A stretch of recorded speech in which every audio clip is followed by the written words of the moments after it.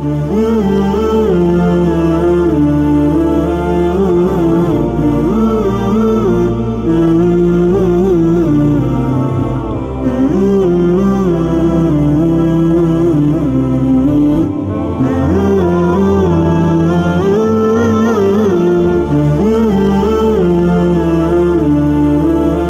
ya Ustazah dan teman-teman semua.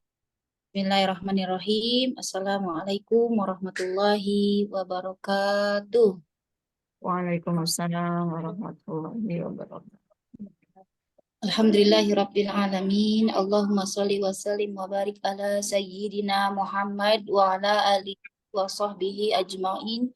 Allahumma rabbi shrah li sadri wa yassir li amri wa hlul 'uqdatam min lisani yafqahu qawli. Allahumma arinal haqqa haqqa warzuqna ittiba'ah wa arinal batila batila warzuqna istinaba. Allahumma ahsin akibatana fi umuri kulliha wa ajirna min jizyid dunya wa azabil akhirah. Amin amin ya rabbal alamin. Yang kami hormati dan kami muliakan Al-Mukarramah Al-Ustazah Inayatur Rahmaniah Idrus MPD, yang kami cintai dan kami muliakan Ibunda Guru Ibu Dr. Randa Hajah Sri Lasmi, dan yang kami cintai dan kami sayangi tentu saja seluruh jamaah Majelis Taklim Ummahat Smart Parents Community. Alhamdulillahirabbil alamin, segala puji hanya milik Allah yang hari ini telah memberikan kita nikmat iman, nikmat Islam, juga nikmat sehat walafiat, sehingga sampai hari ini kita masih bisa menikmati Ramadan yang penuh keberkahan, diiringi juga dengan keberkahan menuntut ilmu dengan kajian spesial Ramadan bersama Al-Mukarramah Al-Ustazah Inayatur Rahmaniah Idrus MPD. Salawat teriring salam tak lupa kita sanjungkan kepada yang terkasih baginda Nabi besar Muhammad Sallallahu Alaihi Wasallam, kepada keluarganya, kepada para sahabat, juga kepada para tabiin tabiut tabiat. Semoga kita semua termasuk ke dalam golongan umat yang mendapatkan syafaat di yaumil qiyamah kelak. Amin amin ya rabbal alamin. Mari kita membuka forum yang mulia ini dengan membaca Ummul Quran Suratul Fatihah. Semoga dengan keberkahan surat Al-Fatihah yang kita baca, kajian kita hari ini Allah berikan kelancaran dari awal hingga akhir. Ala hadihi wa ala kulli niyatin salihah bisiril Fatihah. A'udzu billahi Minasyaitonirrajim. Bismillahirrahmanirrahim. Alhamdulillahi rabbil alamin. Ar-Rahmanir-Rahim. Maliki yaumiddin. Iyyaka na'budu wa iyyaka nasta'in. Ihdinas siratal mustaqim. Siratal ladzina an'amta 'alaihim ghairil maghdubi 'alaihim waladdallin. Amin. Ya Rabbal Alamin. Disampaikan oleh Al-Mukarramah Al-Ustazah kepada Al-Mukarramah Al-Ustazah Inayatur Rahmaniah Idrus MPD. Tafadhol masykurah Ustazah. Ya, syukran Bu Mimi. A'udzubillahi minasyaitonirrajim. Bismillahirrahmanirrahim. Assalamualaikum warahmatullahi wabarakatuh. Waalaikumsalam warahmatullahi wabarakatuh. Alhamdulillahilladzi anzala sakinata fi qulubil mu'minin liyazdadu imanam ma imanihim walillahi junudus samawati wal ard wa kana Allahu aliman hakima. Assalamu alayna wa ala ibadillahis salihin. Allahumma salli ala sayyidina Muhammad wa ala ali sayyidina Muhammad. Allahumma inna na'udzubika min an nusyrika bika syai'an na'lamu wa nastaghfiruka lima la na'lamu. Allahumma inna na'udzubika min ilmin la yanfa' wa min qalbin la yakhsha wa min nafsin la tashba' wa min da'watin la yustajabu laha. Allahumma faqihna fid din wa 'allimna at-ta'wil. Amin amin ya rabbal alamin. Alhamdulillahirabbil alamin. Kita semuanya bersyukur kepada Allah diberikan satu karunia besar dalam hidup kita, yaitu dipanjangkan usia kita berjumpa dengan Ramadan pada tahun ini. Tentulah tidak ada satu niat, satu maksud Allah sampaikan usia kita ketemu Ramadan, kecuali ada kebaikan-kebaikan. Allah ingin memberikan kesempatan kita meminta ampunan lewat rahmat Allah yang berlimpah di bulan ini. Alhamdulillahirabbil alamin. Salawat dan salam selalu kita sampaikan kepada kekasih kita Rasulullah Muhammad Sallallahu Alaihi Wasallam, penuh rindu, penuh cinta kita. Semoga istiqomah ibu-ibu semuanya di SPC ini menghadirkan majelis-majelis ilmu yang saya amati ini jadwalnya padat ya ibu-ibu ya. Banyak kajian-kajian, Masya Allah. Semoga otaknya diberikan kesempatan juga mencerna ilmu yang didapat, Bu. Jadi kalau maraton banyak kajian itu, Imam Syafi'i memberikan jeda waktu otaknya itu untuk mencerna ilmu. Sehingga ilmu itu bisa teraktualisasi dalam gerak kita. Bukan dikejar-kejar-kejar, tapi nanti lewat. Semoga keistiqomahan kita berkajian, Allah berikan kemampuan kita juga untuk otak mencerna ilmu kita. Sehingga ilmunya itu terimplikasi dalam gerak kita, masuk ke hati kita, insya Allah menjadi pembimbing kita pada hidayahnya Allah Subhanahu wa Ta'ala. Amin ya Rabbal Alamin. Alhamdulillah, ibu-ibu semuanya, berkat doa-doa ibu-ibu semua, khususnya jamaah SPC, kemarin diwakili oleh Bu Mimi, sedang menjenguk saya mengucapkan terima kasih. Jazakunallah khair. Dan memang sebelum Ramadan kita belum diberi kesempatan bersua ya. Sekarang di hari, kalau saya hari ini hari ketiga saya berpuasa, masih belum terlambat kalau saya minta maafnya dari ibu-ibu semuanya, minta ridhonya kalau sebelum Ramadan kemarin banyak kesalahan-kesalahan sebagai pengisi pemateri, banyak khilaf menyampaikan sesuatu yang mungkin tidak tepat atau tidak sesuai di hati kita, dan insya Allah saya pribadi juga ridho dengan apapun yang terjadi, apa-apa yang dilakukan jamaah semua tolibah, semoga ridhonya kita itu menghantarkan pada ridhonya Allah Subhanahu wa Ta'ala. Amin amin ya Rabbal Alamin. Dan mungkin ibu-ibu dengar saya sakit gitu ya, itu menjadi bagian dari, insya Allah semoga menjadi bagian dari penggugur dosa-dosa. Penuh syukur Allah sampaikan sakit itu ketika masih di usia muda, sakit yang tidak pernah terbayangkan, maksudnya ya nggak pernah, karena gejala-gejala itu pun tidak ada. Dan ada Bu Lisa, udah masuk ya Bu Lisa di sini belum? Bu Lisa dari SPC yang selalu memantau keadaan saya, memberikan arahan-arahan, kasih sayang jamaah semuanya. Alhamdulillah, ternyata lagi-lagi Allah memberikan saya kesempatan untuk membuktikan Al-Quran menjadi syifa. Kalau dulu-dulu penyakit-penyakit non medis yang saya hadapi, dan hari ini penyakit-penyakit medis ya, yang hampir yang harus menghadapi tindakan operasi juga. Dan alhamdulillah ketika dibersamai terus dengan Al-Quran, banyak beberapa pihak mengatakan begitu cepat recovery dari operasi itu. Bahkan 3 hari setelah operasi, saya sudah 3 atau 4 hari waktu itu sudah mengisi kajian. Ya bukannya berarti nggak ada sakitnya, pasti ada sakitnya. Insya Allah semoga setiap sakit itu menjadi penggugur dosa, tapi Allah berikan kekuatan. Dan hari ini insya Allah sekitar 80 atau 90% saya sudah kembali normal lagi. Semoga bisa membersamai kita semuanya belajar bersama-sama di forum ini. Alhamdulillah ibu-ibu, karena ini dadakan, Bu Mimi minta saya materi dari Ustazah Fadila Ulfa itu kan tadabbur Quran. Jadi para salafus sholih di bulan Ramadan meninggalkan semua kajian-kajian kecuali Al-Quran. Tentu kita ingin mengambil kebaikan-kebaikan di bulan Ramadan ini dengan mentadaburi, mengambil nilai dari ayat-ayat Al-Quran. Dan mungkin pembahasan saya tidak sedalam dengan sahabat saya Ustazah Fadila Ulfa. Semoga apa yang saya sampaikan dari sisi yang berbeda bisa menggetarkan hati kita ketika kita membaca Al-Quran, khususnya yang kita baca itu adalah surat yang menjadi kewajiban kelayakan kita dalam sholat, yaitu suratul Fatihah.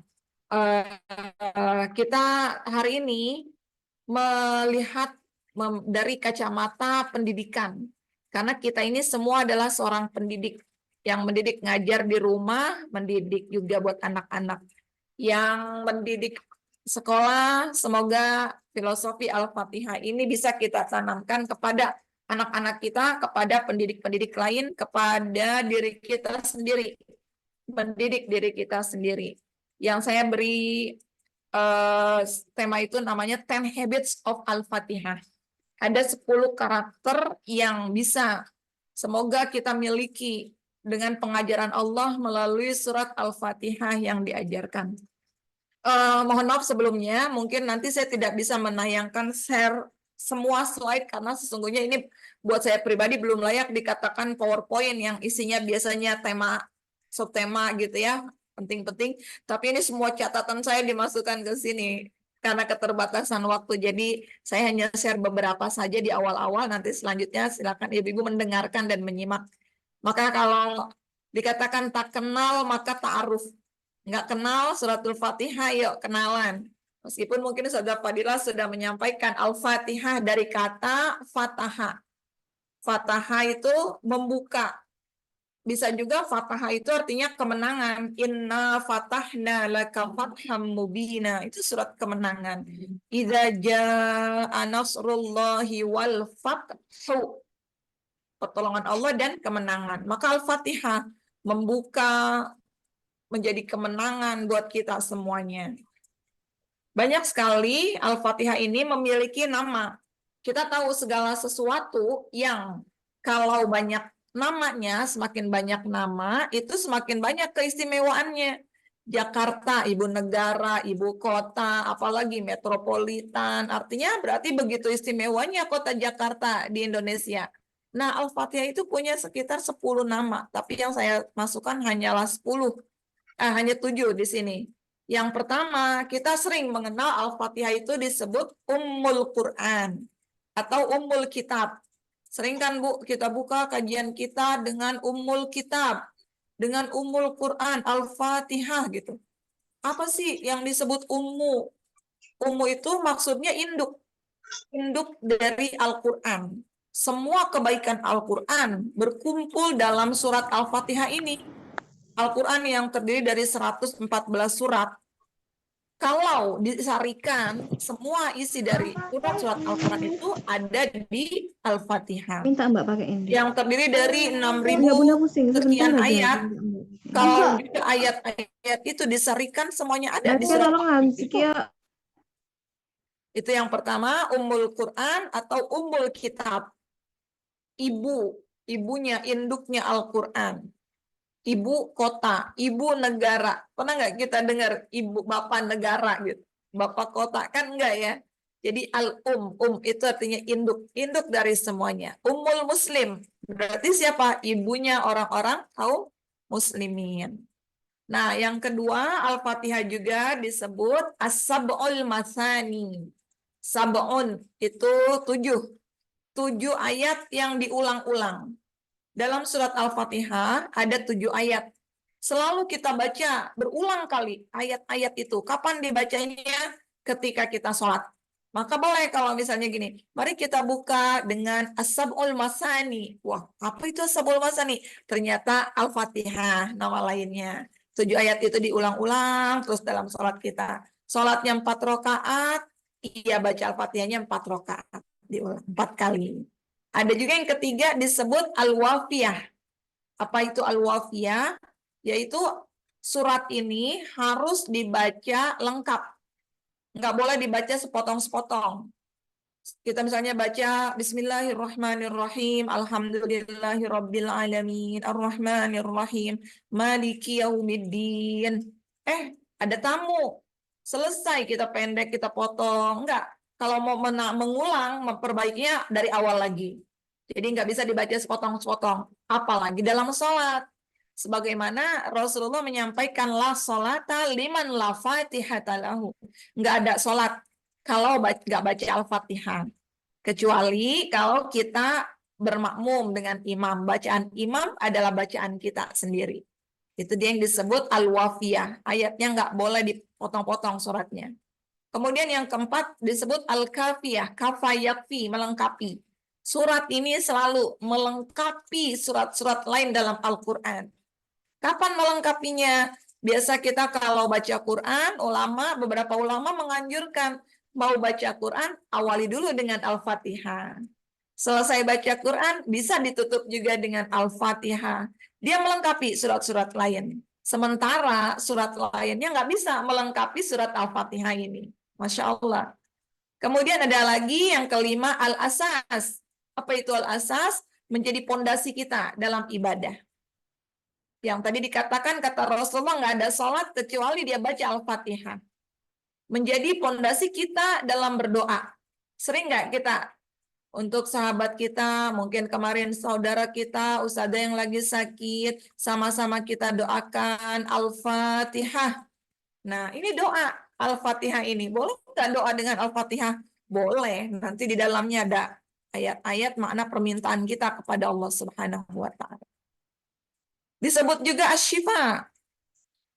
Asy-syifa Fatihatul Kitab syifa'un min kulli da'.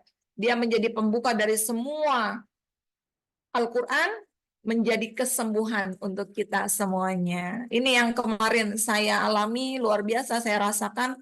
Sedikit cerita sakitnya yang subhanallah ya, kalau digambarkan sakit itu dari level 1 sampai 10, saya mengalami 2 kali fase kritis, yaitu ketika di Makkah Al-Mukarramah saya sempat kritis, ketika pulang 2 hari setelah operasi saya pun kembali kritis di rumah gitu. Itu sakit yang luar biasa, nyeri yang luar biasa. Saat itu saya hanya bisa, meskipun dengan suara lirih, saya bacakan suratul Fatihah, Al-Fatihah, Al-Fatihah. Dan ketika pasca operasi itu dokter memberikan obat pereda nyeri ya, pereda nyeri untuk dikonsumsi ketika dibutuhkan. Hanya dikonsumsi beberapa kali saja, tapi setelah itu saya nggak mengkonsumsi lagi. Setiap nyeri itu datang, saya pegang dengan tangan kanan saya, baca Al-Fatihah. Al-Fatihah. Masya Allah. Wa nunazzilu minal Qur'ani ma huwa syifa. Saya hanya yakin Allah berikan. Ya Allah, saya pernah menuliskan Al-Quran is the best painkiller, sebagai pereda nyeri terbaik. Dan kali ini rupanya Allah ingin saya merasakan apa-apa yang saya tulis secara langsung. Nah, ibu-ibu, ketika kita sakit dan kita pahami bahwa Al-Quran itu menjadi kesembuhan, di saat kondisi kita sudah tidak mungkin lagi, ini yang saya berbagi pengalaman kemarin, kondisi saya sudah nggak mungkin lagi untuk memegang mushaf, karena saat itu pun saya sedang dalam keadaan haid. Untuk membaca pun saya terbata-bata. Jadi saat itu yang saya ulang adalah ayat-ayat yang saya hafal aja. Surat-surat yang saya hafal, saya ulang. Saya yakin ini menjadi kesembuhan ya Allah melalui Al-Quran. Dan disitulah sudah habis hafalan saya. Sakit masih belum Allah berikan kesembuhan. Dan merasa saat itu ya Allah betapa sedikitnya hafalan Quran saya. Sehingga saya harus mengulang-mengulang lagi surat-surat. Dan di situ saya merasa sedikit sekali saya nggak punya apa-apa. Dan langsung kebayang apa? Hari di mana nanti yang kata Rasulullah, mushaf nggak ada tulisan, hanya lembaran-lembaran kosong. HP nggak ada lagi aplikasi Al-Quran. Kemana kita mau cari Al-Quran kalau kita nggak menghafal Al-Quran? Maka hari itu, hari ini di bulan Ramadan, ayo niatkan kita menambah hafalan Quran kita, menjadi bekal buat kita ketika nanti semoga ibu-ibu nggak merasakan yang saya rasakan, tapi akan tiba nanti kita sangat butuh dengan hafalan Quran kita, dan itu menjadi dasar buat kita menghadapi kehidupan-kehidupan ujian-ujian yang Allah berikan pada kita. Maka Al-Fatihah menjadi asy-syifa. Al-Fatihah juga menjadi ar-ruqyah. Apa itu ruqyah? Bacaan jampe. Kalau ruqyah itu kan artinya jampe. Jadi jangan salah. Zaman dulu, ketika zaman jahiliyah itu banyak ruqyah, tapi jampenya macam-macam. Kalau hari ini kita mengikuti cerita-cerita film-film kartun misalnya, jampe penyihir, abra titik-titik, ala titik-titik, itu nggak usah diikuti, itu pun bagian ruqyah jampe, tapi jampe yang mengandung kesyirikan. Nah, suatu ketika sekelompok sahabat lewat ke satu tempat. Ini diriwayatkan oleh Abu Sa'id Al-Khudri. Nah, di kelompok itu, di tempat itu, kepala sukunya sakit. Mereka mencegat sahabat ini, meminta pertolongan. Siapakah yang bisa membantu kepala suku kami? Dia sedang sakit. Sakit apa? Sakit disengat kalajengking katanya. Nah, disengat kalajengking. Lalu di antara sahabat membacakan suratul Fatihah. Dibaca berulang sampai 3 kali. Dan ternyata Allah izinkan kesembuhan untuk kepala suku itu. Masya Allah. Terus kita pakai yang apa? Ya kita nggak boleh beli pertalite. Semua Maka itu dia, Al-Fatihah menjadi kesembuhan, menjadi ruqyah. Antara ruqyah dengan syifa ini sangat dekat sekali kaitannya. Dengan beristisqa mengambil kesembuhan, caranya itu diantaranya dengan ruqyah. Meskipun nggak semuanya harus dengan ruqyah ya. Saat itu dibacakan suratul Fatihah berulang sampai 3 kali. Ini juga yang sering kita praktekkan dalam kajian-kajian di TNTQ. Ketika praktek terapi Quran, apa sih yang dibaca? Al-Fatihah 3 kali. Dan ketika Allah izinkan kebaikan-kebaikan itu, hilanglah penyakit-penyakit yang dirasakan. Nah, jadi ini dia nama-nama suratul Fatihah. Insya Allah kita sudah tahu, hari ini kita semakin yakin lagi ya Allah. Jadi kadang miris ya kalau kita dengar, oh saya di ruqyah, aku ruqyahnya cuma baca Al-Fatihah aja sih. Ruqyahnya cuma baca Al-Fatihah. Padahal Al-Fatihah itu udah sesuatu yang paling baik yang Allah berikan. Dan lebih miris lagi ketika di kalangan peruqyah merasa semakin panjang bacaan, semakin canggih ruqyahnya gitu. Semakin banyak hafalan, semakin canggih. Oh tidak, karena ruqyah itu adalah tentang salimul akidah. Tentang akidah kita, keselamatan akidah kita yang lurus. Semakin lurus akidah kita, insya Allah Allah terima. Allah berikan kesembuhan itu. Hanya bagaimana kita membersihkan hati, menjaga akidah kita semuanya. Jadi ya, nama-nama suratul Fatihah. Nah, ini dia kita akan masuk pada 10 karakter yang bisa kita miliki, yang bisa kita ambil melalui suratul Fatihah. Biasanya kan kalau di sekolah-sekolah itu ya ada habits of gini-gini, ada nilai-nilai ini. Nah, apa sih? Yang pertama, safety first. Kita mengutamakan keselamatan. Dengan apa nanti kita akan bahas. Yang kedua, say bismillah before everything. Sebelum kita melakukan sesuatu, jangan lupa bismillah. Bismillah. Kemudian yang ketiga, be grateful. Apa itu grateful? Jadilah orang yang terus bersyukur, berterima kasih. Yang keempat, seek knowledge and pondering over universe. Segala sesuatu kita melihat dengan ilmu dan bisa memadupadankan itu dengan alam semesta ini. Yang kelima, habits-nya be kind and merciful to others. Jadilah manusia yang baik, memaafkan kepada yang lainnya. Keep akhirat in mind, yang keenam. Kemudian having intention in ibadah. Kita diminta terus menjaga niat kita dalam ibadah. Yang kedelapan, asking Allah's hand. Selalu meminta pertolongan Allah. Asking hidayah, meminta hidayah dari Allah. And the last one, yang terakhir, follow good role models and keep away bad role models. Kita diminta mengikuti contoh-contoh yang baik dalam hidup kita dan meninggalkan contoh-contoh yang buruk. Ini dia, insya Allah 10 karakter yang akan kita dapat, kita tarik dari suratul Fatihah. Bismillahirrahmanirrahim. Kita awali dari ayat, ini belum masuk ayat pertama, tetapi masuk ke dalam perlindungan kita kepada Allah Subhanahu wa Ta'ala. A'udzu billahi minasyaitonir rajim. Apa artinya Ibu-ibu? A'udzu billahi minasyaitonir rajim. Boleh kita berinteraksi aja ya.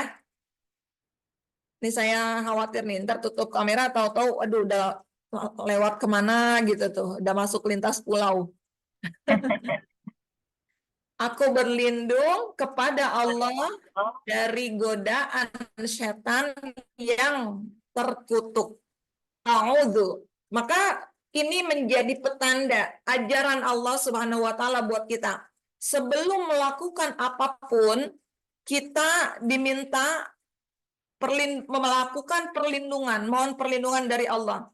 Karena semua amal kita, semua gerak kita itu selalu terkait dengan Allah Subhanahu wa Ta'ala.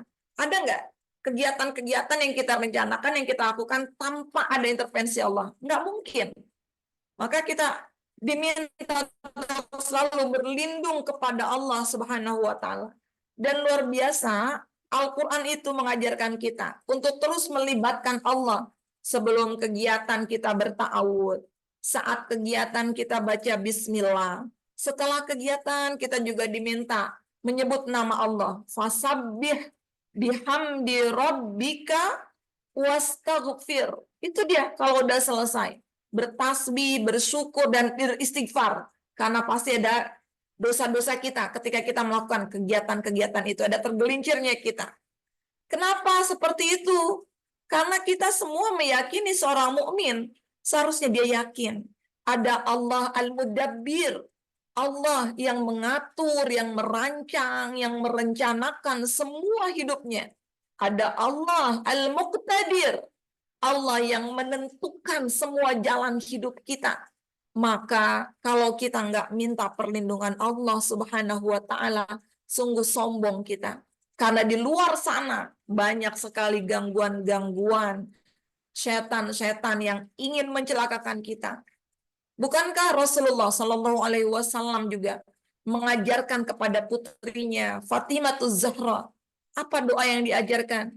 Ya Hayyu Ya Qayyum birahmatika astaghith aslih li sya'ni kullah wa la takilni ila nafsi tarfata ain. Duhai Allah, zat yang maha hidup, zat yang maha berdiri, tidak pernah membutuhkan apapun. Wahai Allah, hanya dengan rahmat-Mu aku mohon pertolongan-Mu. Mohon ya Allah, jangan Kau tinggalkan aku sebentar aja untuk mengatur semua urusanku karena aku nggak mampu. Ini dia representasi seorang mukmin. Dia takut semua urusannya. Bagaimana kiranya kalau urusan itu diserahkan kepada kita? Ibu-ibu, kalau dalam hidup kita berumah tangga, kalau ibu udah ngomong ke suami gini, terserah. Artinya apa itu? Terserah. Ya Allah, itu udah level akut itu. Tapi kadang suami juga nggak ngerti. Mau makan di mana? Terserah. Kata suami, emang ada ya restoran terserah? Mau makan apa? Terserah. Emang ada menu terserah? Katanya gitu. Itu artinya kita udah nggak mau campur tangan lagi, udah terserah dia deh, mau kayak gimana, udah capek kita. Tapi bisa nggak kiranya Allah menyerahkan semua urusan kita? Kata Allah, terserah deh, atur hidup kamu sendiri. Kira-kira kita, bahkan untuk mengedipkan mata aja kita nggak bisa, ibu-ibu. Betul kan, Bu? Maka Rasulullah bilang, wala takilni ila nafsi tarfatain. Ya Allah, jangan pernah Engkau tinggalkan aku, meskipun aku mengedipkan mata, Engkau tinggalkan sebentar, aku nggak bisa, ya Allah. Ini bentuk tawakal kita, menyerahkan semua urusan kita sebelum kita beramal. A'udzubillah. Aku berlindung kepadamu, ya Allah. Berlindung dari apa? Bahkan ketika kita akan berbuat baik aja, Bu, setan itu nggak akan pernah merasa lelah, nggak akan pernah absen ingin mengganggu kita. Mau bikin kajian, a'udzubillah, aku berlindung kepada Allah. Karena godaan-godaan setan yang luar biasa. Di antaranya apa? Satu-satunya amal yang Allah perintahkan kita untuk meminta perlindungan apa? Yang Allah katakan di Al-Quran. Wa idza qara'tal Qur'an fasta'idz billah minasyaitonir rajim.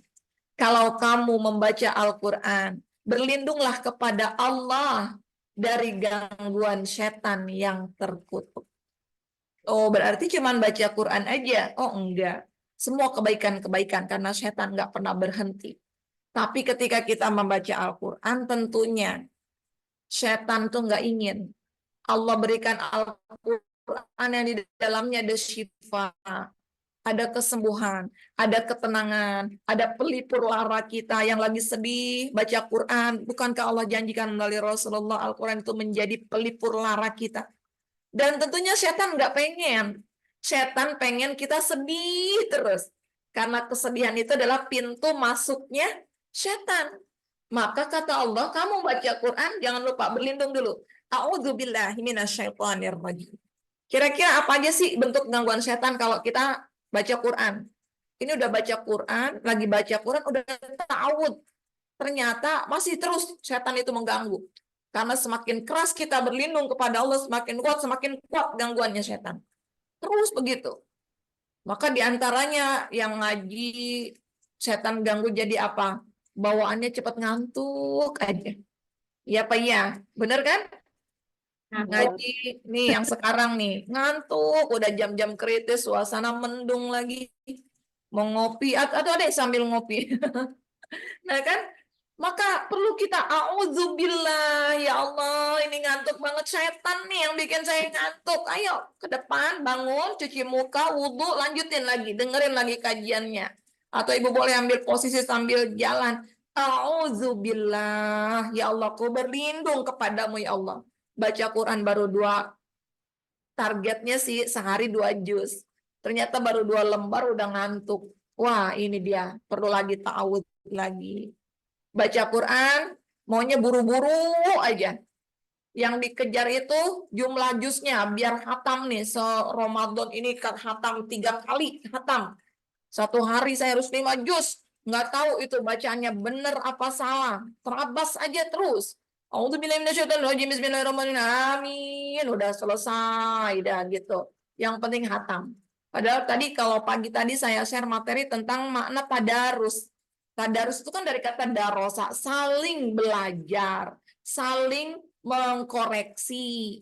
Baca bukan dari kuantitasnya aja, tapi kualitas. Nanti kita kalau buru-buru sangat mungkin terjerumus pada kesalahan-kesalahan membaca Al-Quran yang kita sebut ada lahan. Lahan itu kan ada yang khafi, ada yang jali. Yang kalau salahnya sedikit masih bisa dipermaklumkan. Tapi kalau salahnya sampai lahan jali, Bu-Ibu, hati-hati. Lahan kesalahan yang membuat artinya berubah. Nah ini malah hukumnya haram. Alih-alih pengen kejar hatam kita banyak, salah baca, berubah arti, dosa nanti kita. Contohnya, la a'budu ma ta'budun.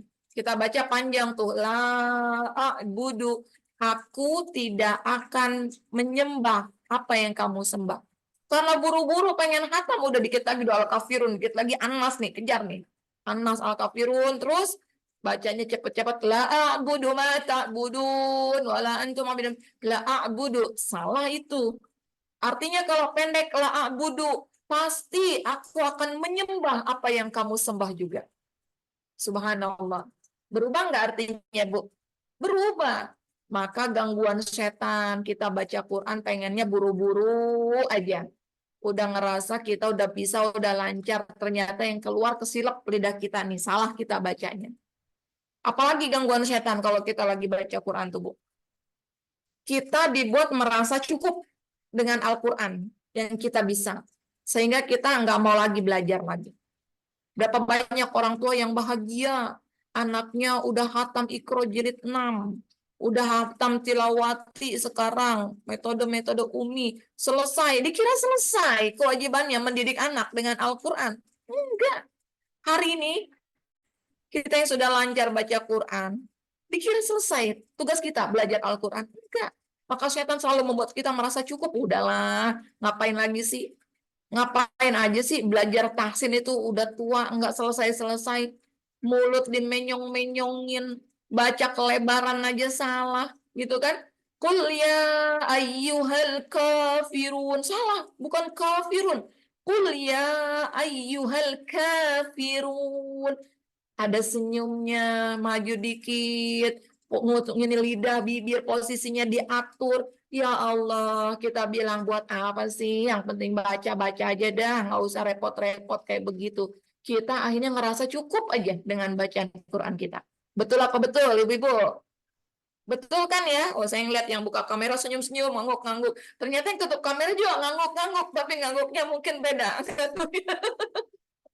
Kita doakan ya teman-teman, semoga semua sehat, yang off cam juga kan ada sesuatu nggak bisa open cam gitu. Itu bikin setan terburu, setan bikin kita buru-buru terus baca Qurannya. Kita ngerasa cukup, nggak pengen lagi belajar mentadaburi. Al-Fatihah udah kemarin Al-Fatihah, udahlah. Ternyata setiap orang kan punya sudut pandang yang berbeda-beda mendalami Al-Fatihah. Apalagi salah baca, lisan kita nih kelibet aja bacaannya itu. Ada nggak yang kayak gitu tuh? Kalau lagi tahsin mah bener bacaannya, didengerin sama gurunya, bener banget, cakep. Udah naik kelas dah tahsinnya. Kenapa kalau baca sendiri? Salah-salah lagi, kelibet-kelibet lagi. Udah betul tahu. Qalqalah, qaf, qaf, qul huwallahu ahad. Dia baca kul huwallahu ahad. Kata gurunya, kul. Nggak bisa. Kul lagi. Kalau lagi sendiri bisa. Kenapa kalau depan guru kita nggak bisa? Atau depan guru bisa lagi sendiri salah lagi. Gurunya sampai kesel, Bu.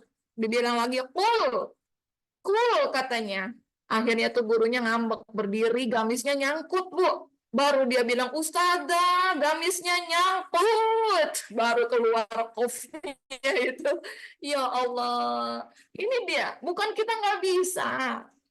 Mungkin kita nggak membiasakan diri dan ada faktor setan yang membuat kita selalu salah nih, kelibet-libet ngucapin ayat-ayat Quran itu, huruf-hurufnya. Dan masih banyak gangguan-gangguan setan. Kalau mulai ngaji nih bawaannya pengen ngecek ini melulu, bener nggak, Bu? Ini yang pengen dicek terus, seakan-akan kita jadi orang yang paling berarti sedunia. Berapa menit dilepas ini HP ini udah berapa WA yang terlihat di sini, udah ada berapa masuk. Apalagi habis update status kita intip lagi berapa orang yang udah ngelihat status kita nih. Kita intip di like sama siapa, di komen sama siapa. Lagi ngaji, kepikiran gitu pengen ngelihat HP. Maka HP-nya itu jadi setan buat kita. Ya Allah, saat itu kencangkan. A'udzubillah. Aku berlindung kepadamu ya Allah dari semua gangguan-gangguan itu. Minasyaitonir rajim. Dari gangguan-gangguan setan yang terkutuk. Ada makhluk yang nggak terlihat. Setan itu bukan makhluk sesungguhnya. Setan itu kan kita tahu, setan itu sifat. Dia merekat pada makhluk, jadilah makhluk itu setannya gitu. Kalau sifat itu yang aslinya adalah menjauhkan kita dari Allah Subhanahu wa Ta'ala. Kalau setan itu melekat pada manusia, maka setan dari kalangan manusia. Kalau setan itu ada di benda yang menjauhkan kita dari baca Quran, maka setan itu ada di sini. Kita sebut setan gepeng, ya kan? Itu dia HP kita. Kalau setan itu melekat pada bangsa jin, maka jadilah dia setan dari kalangan jin. Maka yang dimaksud di ayat ini setan dari kalangan jin yang enggak terlihat. Bisa juga setan dari kalangan manusia. Baru ngaji, mulai tadarus di teman sebelah. Lu kemarin ikut enggak? Kumpul-kumpul. Baru ngaji, iya enggak. Lanjutin lagi. Katanya pengen buka bersama, tahu. Lagi ngaji, kita diajakin ngobrol. Terus baca lagi. A'udzubillahi minasyaitonirrajim. Setannya ada di depan saya, ya Allah. Lindungi saya dari teman yang bilang, yang ngajakin ngobrol mulu. Saya lagi ngaji. Sering nggak ibu-ibu dapetin kayak gitu? Lagi ngaji, tiba-tiba suami, kapak di mana, mah? Ini di mana? Kita udah ngomong sampai tajam, Bu. Di rak yang ketiga, di atas kain warna biru, masih nyari di mana, di mana, di mana. A'udzubillahi minasyaitonirrajim. Subhanallah. Jadi, begitu pentingnya kita minta perlindungan Allah atas hal-hal yang kita nggak bisa kontrol itu. Bahkan niat baik kita untuk membaca Al-Quran. Yang kita tahu, ya Allah jadikan Al-Quran juga sebagai hidayah, sebagai kesehatan buatku, kan, buat kesembuhan buat diriku. Tapi nggak semudah itu. Jadi kalau dalam telenovela bilang, tidak seperti itu, Fernando. Karena baca Quran itu susah banget, gitu ya. Banyak banget gangguannya. Idealnya Ramadan hatam 5 kali, sekarang udah 2 juz aja udah mati-matian, ini ngantuk, lain sebagainya. Ini dia, perlu banget kita berlindung. Syaitonir rajim, setan itu terkutuk. Yang dimaksud yang tidak terlihat. Maka ketika kita membaca a'udzubillahi minasyaitonir rajim, hakikatnya begini. Aku berlindung kepadamu ya Allah, zat yang maha gaib dari setan yang gaib. Setan ini gaib enggak? Kelihatan enggak setannya? Enggak kelihatan. Dia bisa melihat kita nggak bisa melihat setan itu. Tetapi ada Allah zat yang maha gaib. Ketika kita dilindungi Allah, bahkan jangankan yang nyata, yang gaib aja nggak akan bisa mendetek kita. Nggak akan bisa melihat amal kita. Karena kita sudah dilindungi oleh Allah Subhanahu wa Ta'ala. Jadi analoginya seperti ibu-ibu pernah nggak ngelihat nonton film Harry Potter atau membaca di novel Harry Potter itu dalam salah satu serinya ada jubah. Jubah yang kalau kita masuk ke situ mereka nggak kelihatan. Gimana kiranya kalau sehingga kalau mereka nggak kelihatan musuh tuh Voldemort nggak bisa ngelihat mereka gitu. Yang lainnya nggak bisa ngelihat. Bayangkan ketika kita berada dalam perlindungan Allah, bahkan setan pun nggak bisa ngelihat kita. Bahkan setan yang goib nggak bisa mencium kebaikan kita. Mereka nggak bisa mendeteksi kita. Tetapi hari ini kalau dalam kebaikan kita masih banyak muncul gangguan-gangguan itu.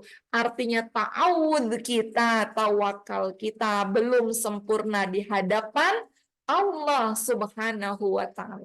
Jadi ketika baca A'udzubillahi minasyaitonirrajim. Ya Allah, Engkau zat yang maha gaib. Setan pun gaib, tapi Engkau maha gaib ya Allah.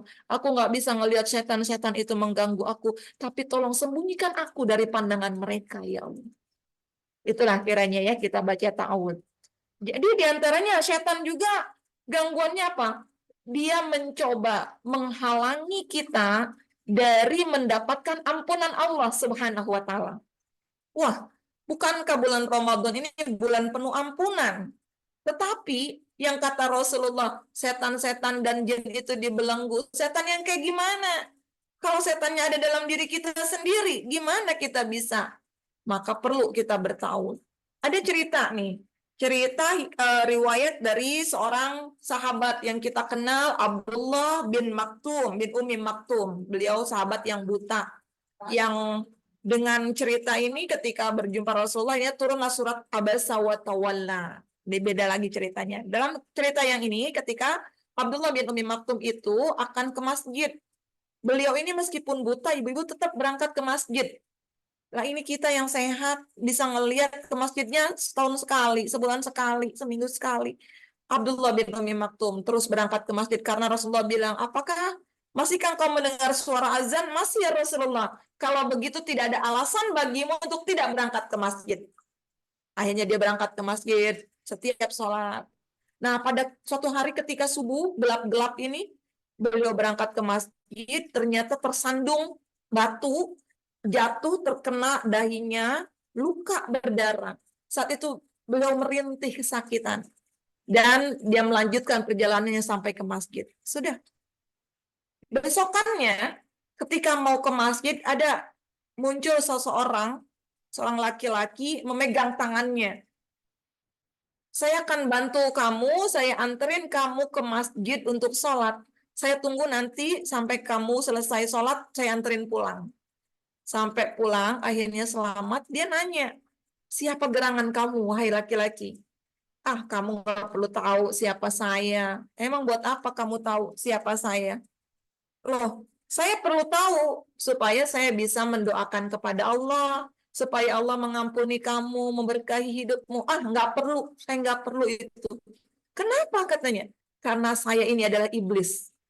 Oh, ternyata laki-laki itu iblis. Laki-laki itu setan dari kalangan iblis. Saya sengaja menuntun kamu, membawa kamu supaya kamu selamat ke masjid sampai pulang ke rumah dalam keadaan selamat. Kenapa? Ketika kamu jatuh dan kamu merintih, rupanya rintihan kamu itu didengar oleh malaikat.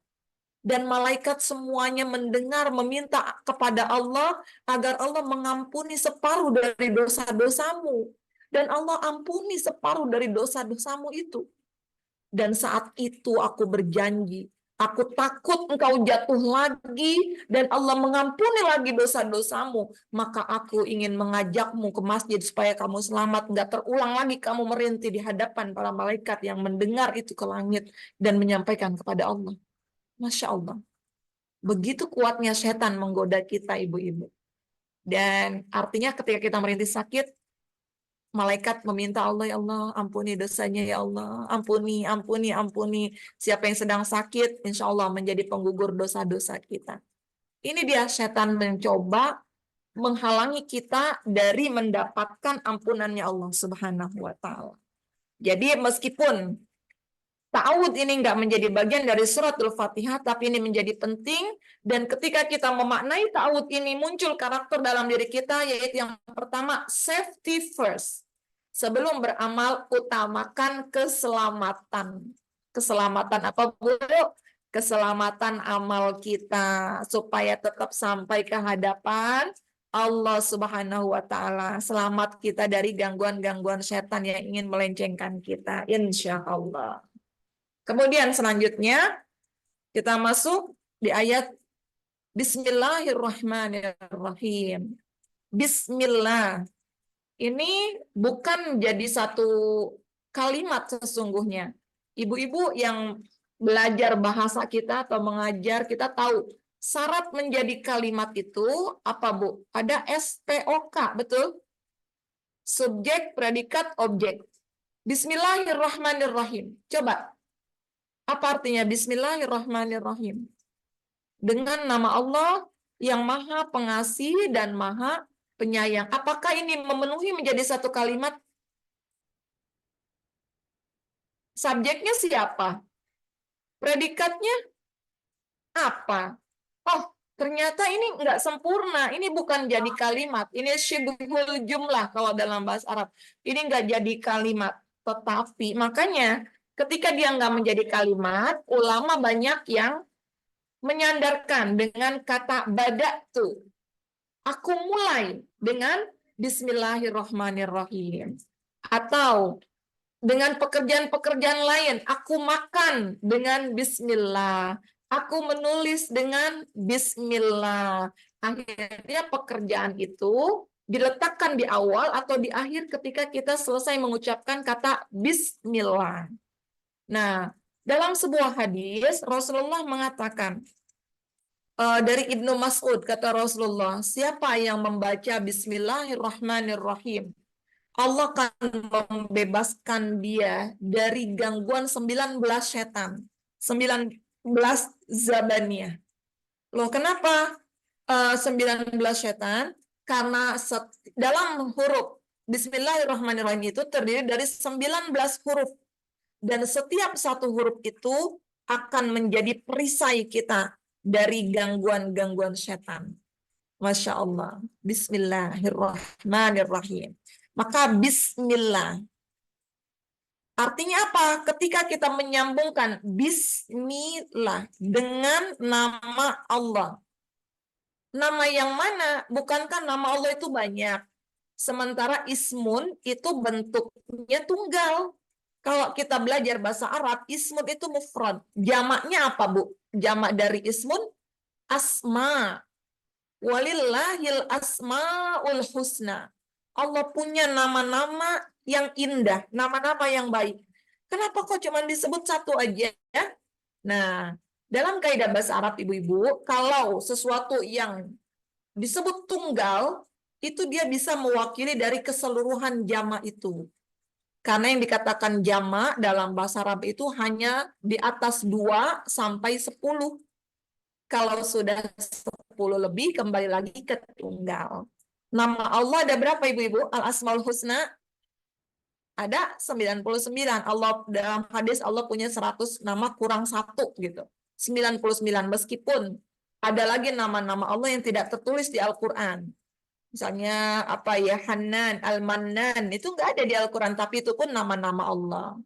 Nah, ketika kita menyebut bismillah, artinya kita sudah menyertakan nama-nama Allah keseluruhannya dalam Asmaul Husna itu. Itu dia bismillah, sehingga dia memiliki makna yang dahsyat dalam hidup kita. Maka wajar kata Rasulullah, kullu amrin dzibalin la yubda'u bil basmalah fahuwa abtar. Semua amal kalau enggak dimulai dengan bismillah dia putus, enggak ada pahalanya kata Rasulullah, enggak ada nilainya. Apa-apa bismillah. Bismillah, bismillah. Bahkan kata Rasulullah gini, Rasulullah menasihati sahabatnya Abu Hurairah. Ya Abu Hurairah, kalau kamu mendatangi istrimu, hendaklah kamu menyebut nama Allah, bismillah.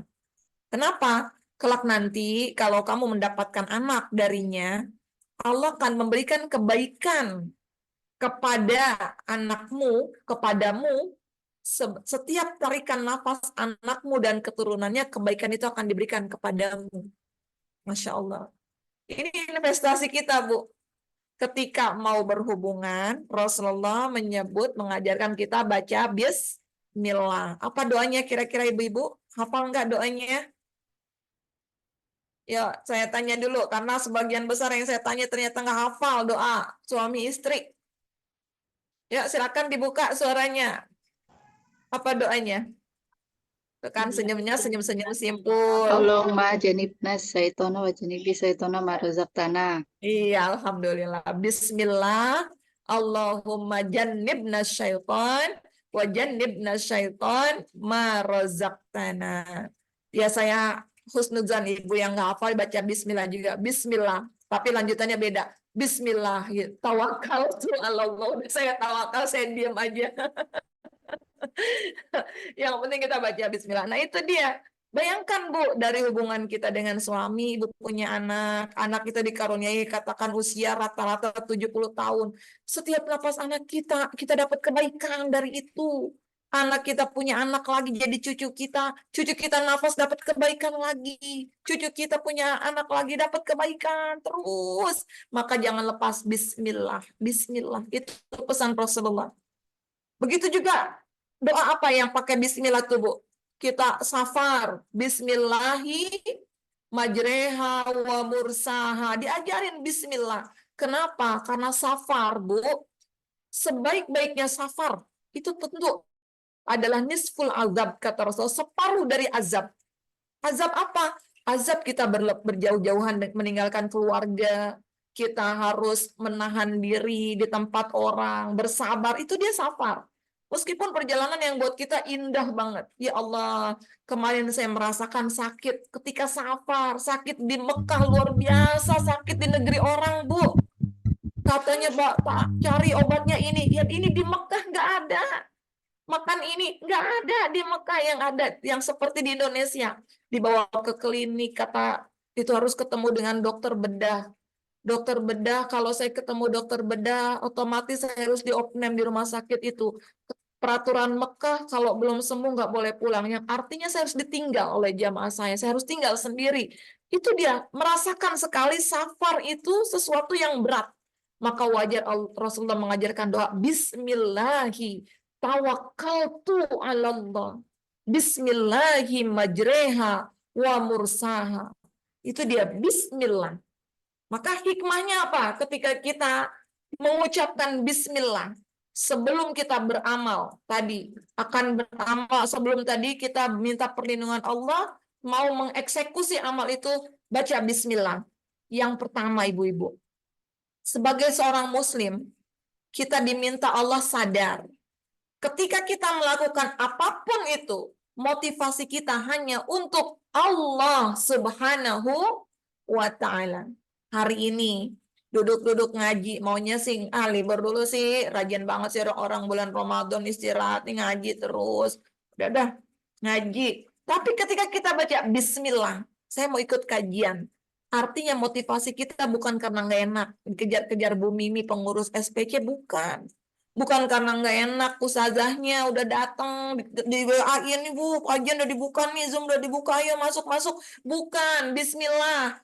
Amal kita hari ini adalah untuk Allah Subhanahu wa Ta'ala. Tujuan akhir kita, apapun itu adalah untuk Allah. Sehingga segala sesuatu yang dikaitkan kepada Allah akan menjadi kekal amal kita. Bukan kalau itu zat yang maha kekal, ibu-ibu. Dan kita nggak pengen, seperti yang dikatakan di Al-Quran, ada orang beramal, amalnya seperti debu yang berterbangan. Ya, mau nanya tapi mau left, berarti nanyanya setelah left gitu. Ya tadi ada. Karena masih sebelum selesai, Ibu nanti di chat aja, boleh nanti melalui Ibu Mimi, saya akan jawab insya Allah dengan Bismillah. Nah, jadi itu segala motivasi amal kita. Ya Bu, kita santai aja ya, karena nggak ada slide, nggak apa-apa, interaktif juga, silakan aja supaya nggak ngantuk. Kalau semua kegiatan kita diriletkan, dikaitkan dengan Allah, Allah itu zat yang maha kekal. Dan insya Allah amal kita sampai ke hadapan Allah Subhanahu wa Ta'ala. Gitu. Ini dia, dalam ada konsep ilaf wa ta'lif. Ibu, Pasti tahu surat Li'ilafi Quraisy. Ini cerita apa sih Li'ilafi Quraisy? Tentang kucuran rahmat, kasih sayang, nikmat yang Allah berikan kepada orang-orang Quraisy. Itu Li'ilafi. Artinya, kalau ada orang yang keras hatinya, dalam konsep ini diberikanlah kebaikan-kebaikan, harapannya hatinya menjadi lembut. Ada orang yang musuhin kita, nggak negor, kasih aja terus hadiah, kasih makanan, kalau perlu isiin rekeningnya, masa iya nggak lembut sih bu hatinya. Itu konsep ilaf dan taklif. Rupanya di surat Al-Fatihah ini, Bu-Ibu, Allah mendidik kita. Allah mengajarkan kita, sekeras apapun hati kamu, kalau nanti kamu mendapatkan kucuran rahmat dariku, dia akan menjadi lembut hatinya. Orang yang lembut hatinya, maka disebut mu'allaf. Apa, Bu? Mu'allaf. Sudah lembut hatinya, sudah terbuka, dia mengakui Allah Subhanahu wa Ta'ala. Sehingga dia lembut hatinya, kalau hatinya sudah lembut karena banyaknya nikmat yang Allah berikan, tentunya adalah yang muncul dari kita adalah syukur, syukur, syukur terus. Ya kan Bu, kita syukur. Nah, bentuk syukur kita itu adalah dilakukan dengan ibadah kepada Allah. Apa itu ibadahnya? Semua yang kita lakukan akan bernilai ibadah kalau kita awali dengan bismillah. Akhirnya, ketika kita mengucapkan bismillah, ini adalah bentuk ibadah kita, bentuk syukur kita. Bismillah, aku melakukan amal ini karena untukmu ya Allah, bukan buat yang lainnya. Bukan karena saldo rekening, bukan lainnya. Bukan untuk kepentingan duniaku. Tapi untuk di akhiratku nanti ketika aku berjumpa denganmu ya Allah.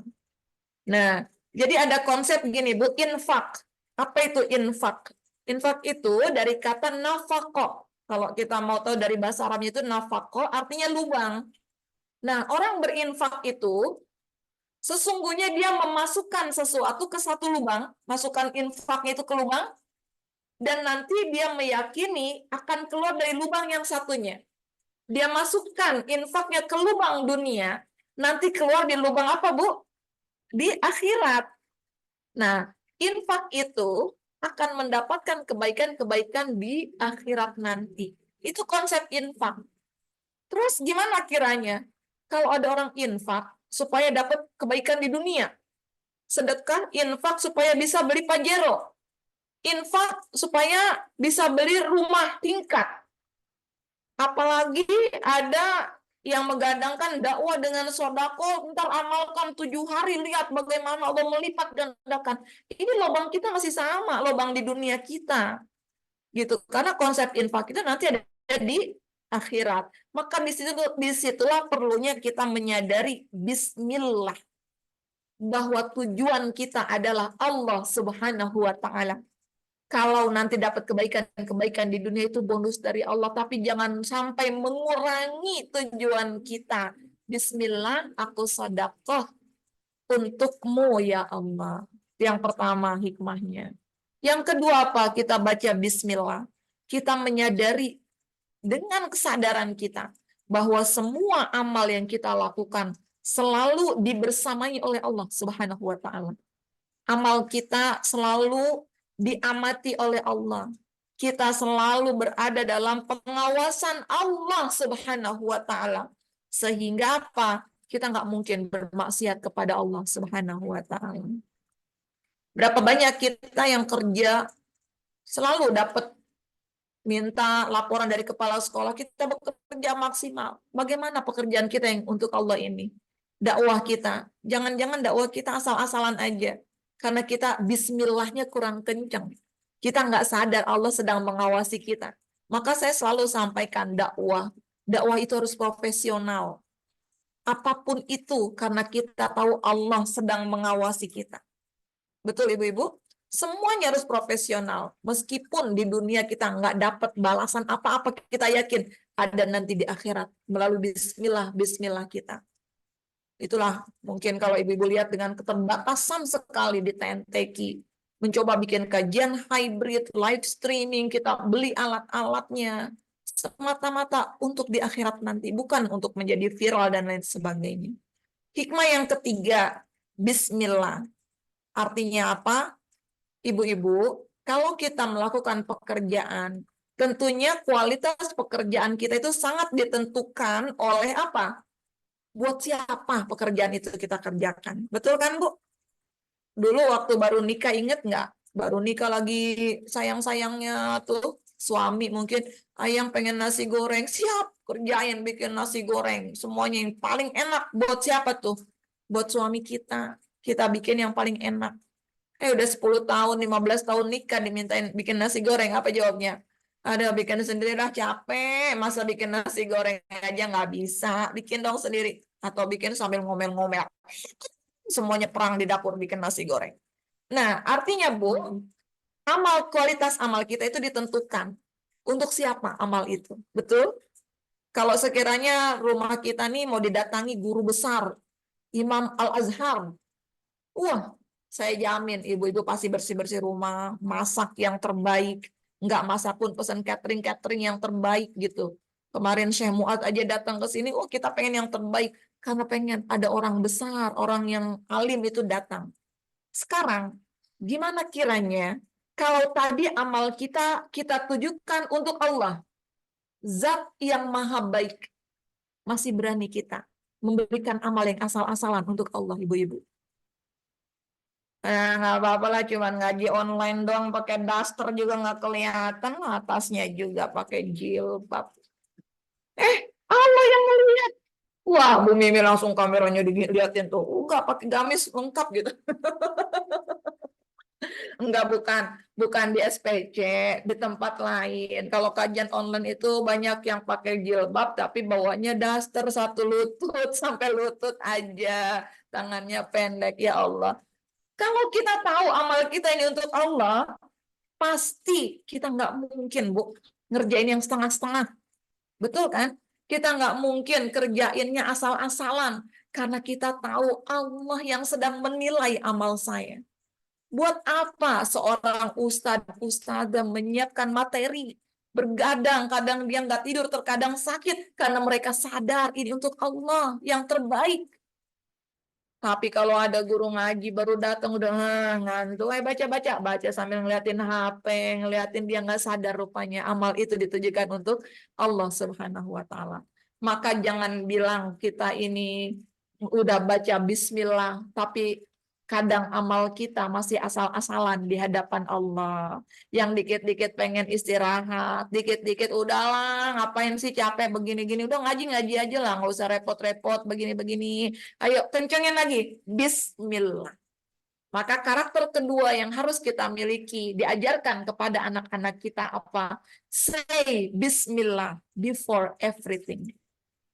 Tanamkan kepada anak-anak kita, kamu melakukan ini, meskipun mama nggak tahu, bunda nggak tahu, Allah sedang melihat, Allah menilai, malaikat mencatat semua amalmu. Nah, maka jadikan amalmu adalah amal yang terbaik. Bismillah.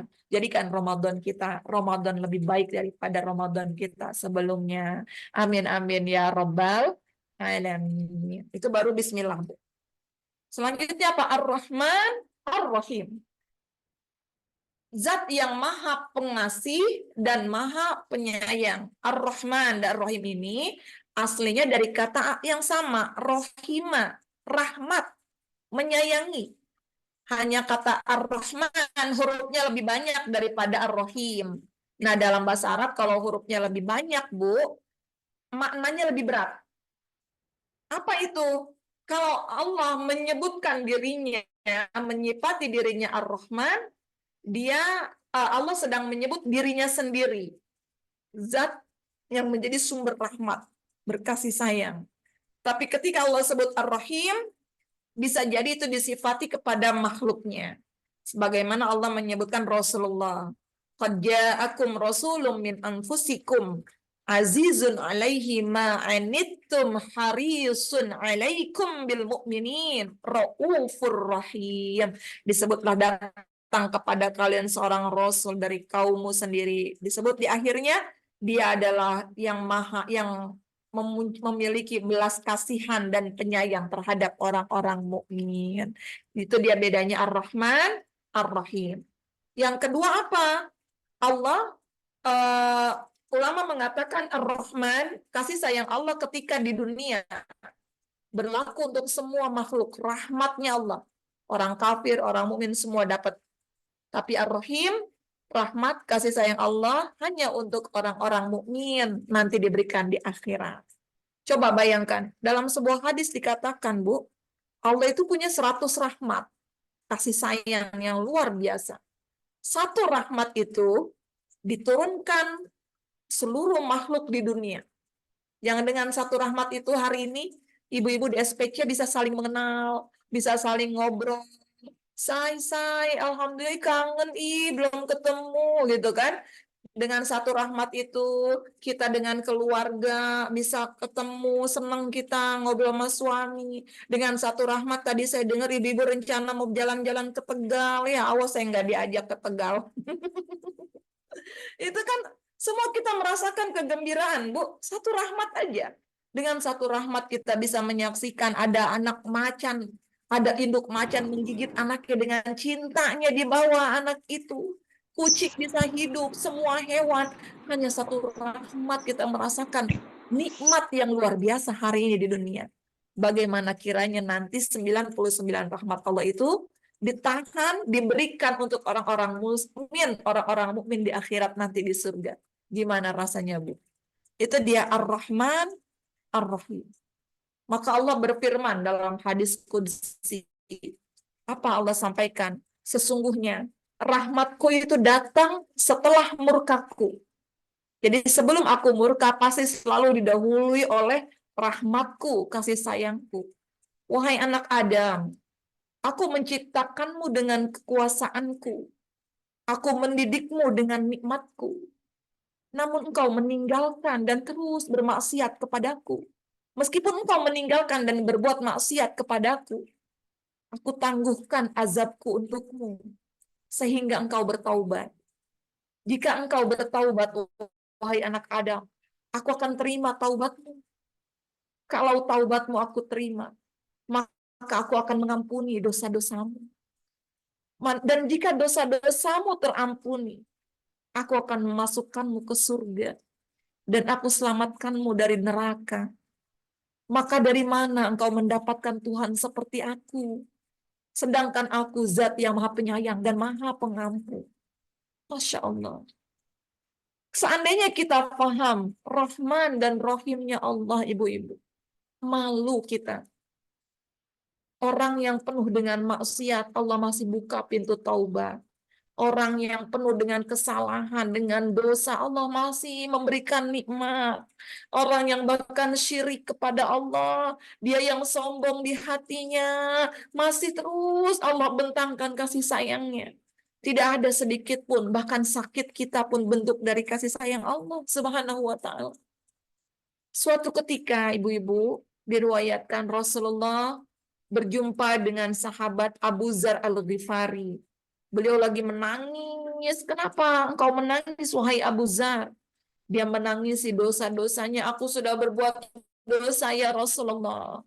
Kata Rasulullah, kalau begitu, kembalilah kamu pulang, sholatlah, bertaubatlah, minta ampun kepada Allah. Dia menangis lagi. Sudah aku lakukan, ya Rasulullah. Tapi aku kembali berbuat dosa lagi. Rasulullah bilang, kalau begitu kembalilah. Bertaubatlah, mohon ampunan kepada Allah. Dia menangis lagi. Sudah ya Rasulullah, aku sudah mengulanginya lagi bertaubat. Tapi aku nggak bisa menahan diri ya Rasulullah. Aku masih terus berbuat dosa. Dia menangis lagi. Kata Rasulullah, kembali kepada Allah. Allah maha mengampuni dosa-dosamu. Dan ternyata dia semakin keras tangisannya. Dia bilang, ya Rasulullah, setiap kali aku bermohon ampunan Allah, aku tak kuasa, dosa-dosaku semakin banyak, semakin bertambah, ya Rasulullah. Apa kata Rasulullah? Wahai Abu Dzar, ketahuilah bahwa rahmat Allah terhadapmu adalah lebih besar dari semua dosa-dosa yang kau lakukan. Maka itulah Allah yang maha memiliki rahmat untuk kita. Kalau bukan karena rahmat Allah, mustahil hari ini kita bisa bernafas. Kalau bukan karena rahmat Allah, mustahil kita bisa berjumpa hari ini, saling mengenal satu sama lain. Kalau bukan karena rahmat Allah, kita nggak punya kehidupan keluarga kita, merasakan nikmatnya iman Islam dalam hati kita. Maka ibu-ibu, semua kebaikan yang kita rasakan, semua kehidupan kita hari ini, selalu bersumber dari Rahman dan Rahimnya Allah Subhanahu wa Ta'ala. Itulah kenapa Rahman dan Rahim disebutkan pertama kali dalam Al-Quran melalui lafaz basmalah. Maka ketika kita meyakini semua adalah baik untuk kita, bersumber dari rahmatnya Allah, hendaklah kita bisa memiliki karakter apa? Positive thinking. Selalu kita berpositif kepada Allah. Semua hidup kita sudah ngeset dari awal aktivitas kita. Tujuannya udah benar untuk Allah. Sehingga apapun yang kita lihat itu adalah positif, baik, baik, baik. Maka kalau semuanya adalah baik dalam hidup kita, Allah ingin mengenalkan lagi dengan lafaz selanjutnya yang muncul adalah Alhamdulillah. Kalau kita udah yakin semua itu adalah kucuran rahmat Allah, nggak ada yang bisa keluar dari lisan kita kecuali Alhamdulillah. Masya Allah. Indah bukan surat Al-Fatihah yang urutannya Allah mengenalkan kebaikan, baru mengajarkan seorang hamba untuk mengucapkan Alhamdulillahi Rabbil Alamin.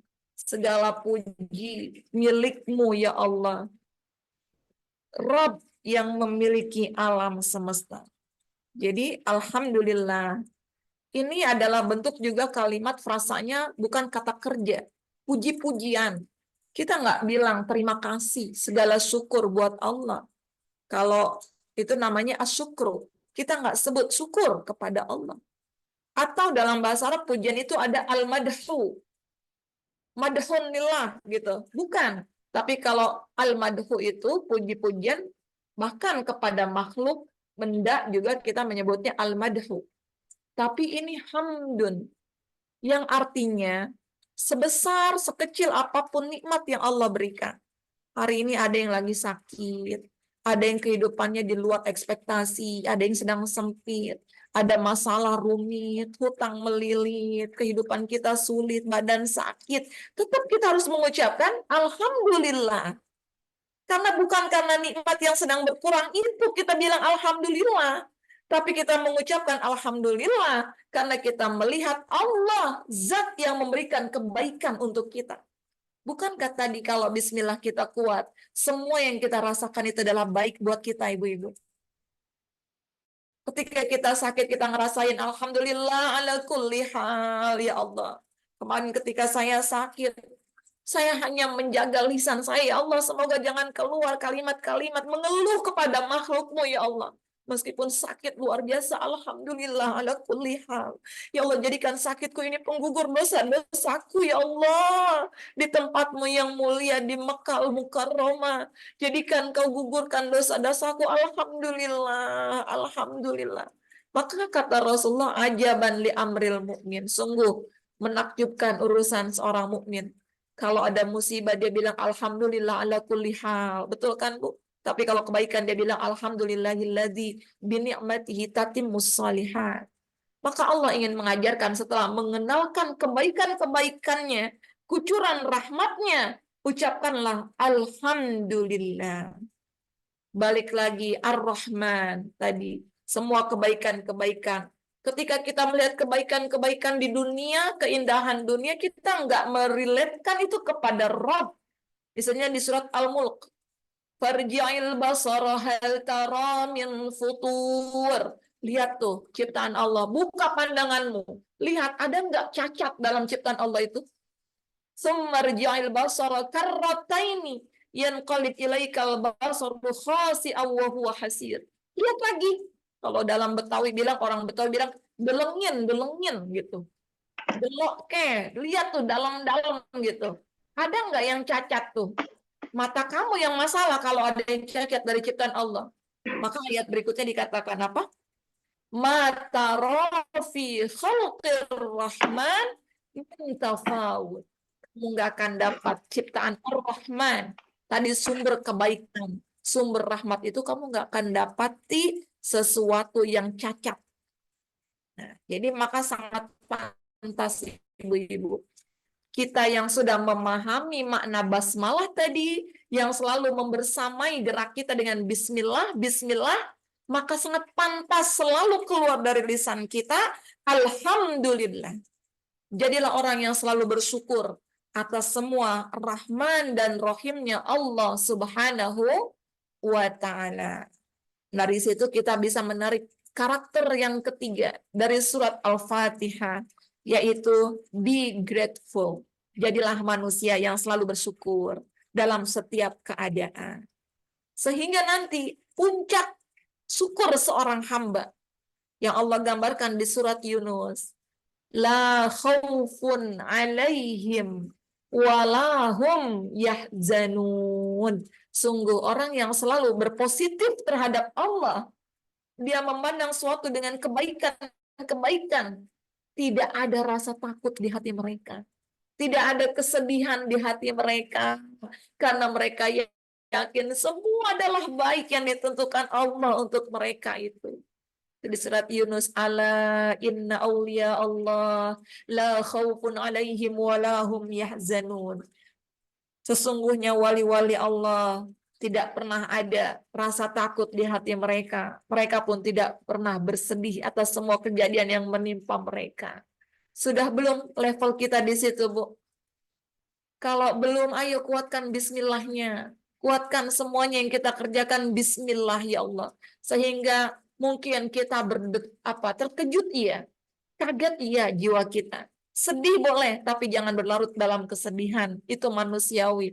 Tapi tidak pernah muncul kekhawatiran. Ya Allah, nanti kalau saya meninggal di sini gimana ya Allah? Udah serahkan hidup saya untuk Allah. Ya Allah, nanti kalau saya nggak bisa ngelihat anak saya lagi kayak gimana ya Allah? Ini milik Allah. Nggak pernah ada kesedihan untuk seorang hamba karena dia yakin Allah sedang mentakdirkan yang terbaik untuknya. Maka alhamdulillah.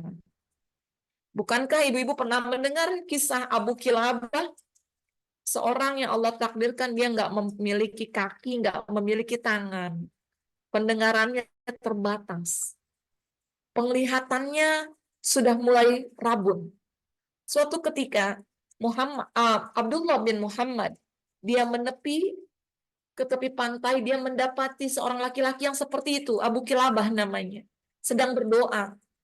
Alhamdulillahilladzi faddalani ala katsirin min khalqi. Terima kasih Allah, segala puji bagimu ya Allah. Engkau sudah mengistimewakan, mengutamakan aku daripada makhlukmu yang lainnya. Tentu orang yang dengar ini kaget. Sementara didapati orang yang berdoa itu dia nggak punya tangan, nggak punya kaki. Nikmat apa yang Allah berikan kepada dia sehingga dia berdoa, segala puji untukmu ya Allah. Engkau sudah mengistimewakan aku di antara makhluk yang lainnya. Lalu Abdullah bin Muhammad nanya, nikmat apa yang Allah berikan kepadamu sehingga engkau berdoa seperti itu? Apa kata dia? Aku bersyukur kepada Allah. Kenapa? Bisa saja Allah memerintahkan tanah di bumi ini untuk terpecah dan menenggelamkan aku bersamanya. Mengubur aku hidup-hidup. Tapi Allah nggak melakukan itu. Aku bersyukur, alhamdulillah. Bisa saja Allah memerintahkan air di pantai itu untuk menggulungku dan aku tenggelam bersama air itu di lautan. Tapi Allah nggak melakukan itu untukku. Alhamdulillah. Aku dengan segala keterbatasanku, Allah jaga sampai hari ini. Alhamdulillah. Lalu akhirnya Abu Kilabah, Muhammad bin Abdullah ingin pamit, tapi dia minta tolong. Abu Kilabah ini minta tolong. Bisakah aku minta bantuanmu? Engkau melihat keadaanku hari ini yang sungguh terbatas. Sehari-harinya aku dibantu oleh anak sematawayang laki-laki. Dia yang membuat mensucikan aku, membimbing aku wudhu, dia yang menyuapi aku makan. Tetapi sudah 3 hari anakku nggak pulang-pulang. Bisa kamu bantu aku, tolong cari anakku di mana dia berada. Ya Allah, Ketika itu ditanya ciri-cirinya, disebutkan ciri-cirinya begini-begini, akhirnya Abdullah bin Muhammad jalan menelusuri pantai gurun pasir. Ternyata dia temukan ada sosok jenazah di gurun pasir, tewas diterkam binatang gurun. Ketika dicocokkan dengan ciri-ciri yang disebutkan, cocoklah itu adalah anaknya. Ya Allah, gimana kiranya dia menyampaikan berita ini kepada Abu Kilabah? Dia bingung, dia mikir, akhirnya dia bertanya, wahai laki-laki, kamu ingat bagaimana Allah menguji dengan ujian pada Nabi Ayub? Ya, saya ingat. Apa yang dilakukan Ayub? Bersyukur dan bersabar. Bukan cuma itu, sakitnya Ayub itu bikin juga anaknya meninggalkan dia, suaminya ninggalin dia kehilangan keluarganya. Apa yang dilakukan Ayub? Dia bersyukur kepada Allah dan bersabar. Bukan cuma itu katanya. Ayub juga diuji sakit, hartanya habis semuanya. Dia jadi miskin sebatang kara. Apa yang dilakukan Ayub? Ayub tetap bersyukur dan bersabar. Sudahlah, apakah kamu dapat berita dari anakku? Bagaimana keadaan anakku? Akhirnya disampaikan, anakmu aku dapati sudah meninggal dunia karena diterkam binatang gurun pasir. Apa yang keluar dari lisannya ibu-ibu? Dia mengucapkan, Alhamdulillah ala kulli hal. Terima kasih ya Allah. Engkau tidak mentakdirkan anakku mati dalam keadaan sedang bermaksiat kepadamu ya Allah. Terima kasih ya Allah. Engkau amanahkan kepadaku anak yang soleh. Yang mengabdi, yang mengurus aku selama ini. Baru dia mengucapkan, Inna lillahi wa inna ilaihi raji'un. Dan bertepatan dengan itu dia pun jatuh dan dia meninggal dunia. Seorang hamba yang meyakini nikmat Allah, kecuali nikmat yang luar biasa. Dalam keadaan seperti itu pun masih keluar kalimat Alhamdulillah dari lisannya. Akhirnya sosok jenazahnya itu ketika akan dikebumikan, ditanya ada penduduk sekitar situ. Ketika penduduk itu melihat mereka menangis mencium Abu Kilabah, ditanya, kalian kenal siapa laki-laki ini? Kami kenal, dialah Abu Kilabah katanya. Matanya selalu menangis ketika kami tertidur. Matanya selalu bersyukur kepada Allah. Kepalanya selalu bersujud kepada Allah di saat kami sibuk bekerja. Akhirnya mereka mengurus jenazah Abu Kilabah. Dan pada malam harinya, Abdullah bin Muhammad bermimpi, datanglah Abu Kilabah dengan sempurna, pakaian putih. Dia mengucapkan, mengutip ayat dalam Al-Quran, Salamun alaikum bima sabartum. Salam sejahtera untuk kalian, wahai penghuni surga, karena kesabaran kalian di dunia. Wa ni'ma uqbadar. Inilah tempat yang paling baik, yang terakhir menjadi tempat kalian, yaitu surga di akhirat ini. Masya Allah. Maka seorang hamba lagi-lagi yang mengenal, dia tahu semua adalah kebaikan-kebaikan yang Allah berikan, selalu keluar dari lisannya, Alhamdulillah. Menjadi karakter yang selalu berpositif kepada Allah, karakter yang selalu berterima kasih kepada Allah. Rabbul Alamin. Allah mengutip namanya bukan dengan Allah tetapi Rabb, yang artinya yang mengatur, yang mendidik, yang memiliki. Dan ini mengandung kekuasaan Allah Subhanahu wa taala. Al-Alamin artinya Allah menyebutkan alamin itu universe, semua alam. Allah ingin kita memiliki kemampuan mentalitas yang kuat, mengaitkan semua keadaan kita, mengaitkan alam ini dengan keberadaan Allah Subhanahu wa taala. Melihat angin yang bertiup, angin itu adalah Allah, alhamdulillahirabbil alamin. Melihat pusaran angin, melihat apa tanah yang longsor, itu Allah yang sedang bekerja di situ. Dan kita bisa mengenal Allah dengan utuh, nggak membeda-bedakan ini ayat-ayat kauniyah atau ayat-ayat kauliyahnya Allah. Itu dia. Jadi bukan hanya sekedar melihat seluruh alam, tetapi memadu padankan. Apa yang kita dapati di alam ini itu adalah Allah. Semua ilmuwan, biologi, sains, ketika dia mengadakan penelitian, ada penemuan-penemuan baru, ketika dia mengenal Allah di hatinya, apa yang muncul dalam diri mereka? Alhamdulillahi Rabbil Alamin. Allah yang mengatur semua alam ini. Jadi ada kisah Ibrahim bin Adhan itu didatangi seorang ulama, ya Syekh Ibrahim bin Adhan, laki-laki datang kepada beliau bilang, wahai Syekh, cobalah engkau punya keringanan enggak? Keringanan apa? Keringanan kalau sekiranya aku bisa bermaksiat kepada Allah, tapi Allah nggak marah dan Allah nggak mengazab aku nanti. Kasih dong tipsnya. Wah, dia mau bermaksiat tapi minta tips supaya Allah nggak mengazabnya nanti. Baiklah kalau begitu, kamu coba, katanya. Yang pertama, kalau engkau pengen maksiat kepada Allah, jangan tinggal di bumi ini.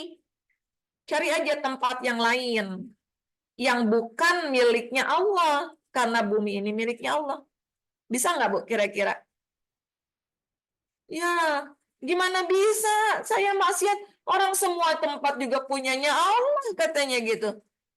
Kata Ibrahim, tidakkah engkau malu? Kamu itu jadi tamu di buminya Allah. Kamu tinggal numpang di buminya Allah. Kamu pengen maksiat. Oh iya, bener juga. Kalau gitu, ada yang lain nggak? Dikasih lagi yang kedua. Kalau kamu pengen maksiat, nggak apa-apa kamu bermaksiat. Tapi tolong, jangan makan rejeki Allah. Jangan makan dari rejeki Allah yang dikasih ke kamu. Cari aja rejeki dari yang lain, jangan dari Allah. Bisa, Bu? Ini bisa kita tanamkan ke anak-anak kita. Kalau kamu pengen maksiat, nah, cari dulu tempat ya, yang bukan tempatnya Allah.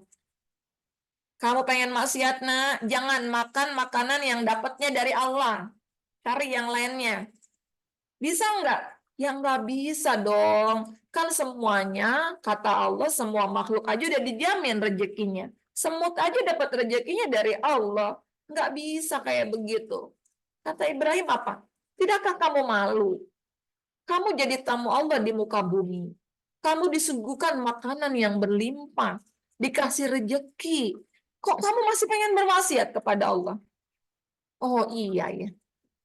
Kalau gitu ada lagi nggak yang ketiga? Oh ada. Kalau kamu pengen maksiat, sembunyi deh. Cari tempat yang sekiranya Allah nggak bisa ngelihat kamu. Boleh kamu bermaksiat. Cari aja di mana gitu yang Allah nggak ngelihat. Ya Allah, kan Allah itu maha melihat katanya. Nggak ada satupun yang tertutup dari Allah. Ya gimana? Kamu nggak malu katanya. Pengen maksiat, masih numpang di bumi Allah, masih makan rezekinya Allah, dan kamu juga nggak bisa melarikan diri dari pandangan Allah Subhanahu wa Ta'ala. Bagaimana mungkin kamu ingin bermaksiat kepada Allah? Oh iya. Ada lagi nggak yang mungkin bisa saya lakukan? Ada katanya. Kalau kamu ingin lagi bermaksiat, kamu sedang bermaksiat, terus tiba-tiba malaikat maut datang menjemputmu. Kamu bilang aja ke malaikat maut, tunda dulu sampai selesai saya maksiatnya.